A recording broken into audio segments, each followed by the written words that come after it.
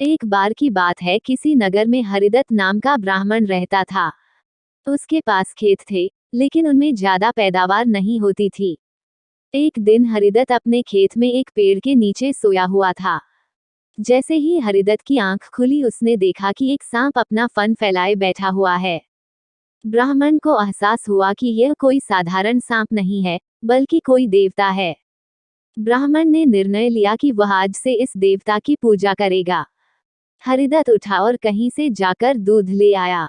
उसने मिट्टी के बर्तन में सांप दूध पिलाते समय हरिदत्त ने सांप से क्षमा मांगते हुए कहा कि हे देव, मैं आज तक आपको साधारण सांप समझता रहा, मुझे माफ कर दीजिए। अपनी कृपा दृष्टि से मुझे बहुत सारा धन धान्य प्रदान करे प्रभु। ऐसा कहकर हरिदत्त अपने घर वापस आ गया। अगले दिन जब वह अपने खेत पहुंचा, तो उसने देखा कि जिस बर्तन में उसने कल सांप को दूध पिलाया था, उसमें एक सोने का सिक्का पड़ा हुआ है। हरिदत्त ने वो सिक्का उठा लिया। अब हरिदत्त रोज सांप की पूजा करने लगा और सांप रोज उसे एक सोने का सिक्का देने लगा। कुछ दिन बाद हरिदत्त को दूर किसी देश जाना पड़ा, तो उसने अपने बेटे से कहा कि तुम खेत में जाकर सांप देवता को दूध पिला आना।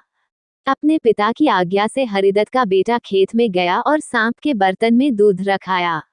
अगली सुबह जब वह सांप को दूध पिलाने गया, तो उसने देखा कि वहां सोने का सिक्का रखा हुआ है। हरिदत्त के बेटे ने वो सोने का सिक्का उठा लिया और मन ही मन सोचने लगा कि जरूर इस सांप के बिल में सोने का भंडार है। उसने सांप के बिल को खोदने का फैसला किया, लेकिन उसे सांप का बहुत डर था। हरिदत्त के बेटे ने योजना बनाई कि जैसे ही सांप दूध पीने आएगा, तो वो उसके सिर पर लाठी से वार करेगा, जिससे सांप मर जाएगा। सांप के मरने के बाद मैं तसल्ली से बिल खोदूंगा और उसमें से सोना निकालकर अमीर आदमी बन जाऊंगा। लड़के ने अगले दिन ऐसा ही किया, लेकिन जैसे ही उसने सांप के सिर पर लाठी मारी, तो वो मरा नहीं बल्कि गुस्से से भर उठा।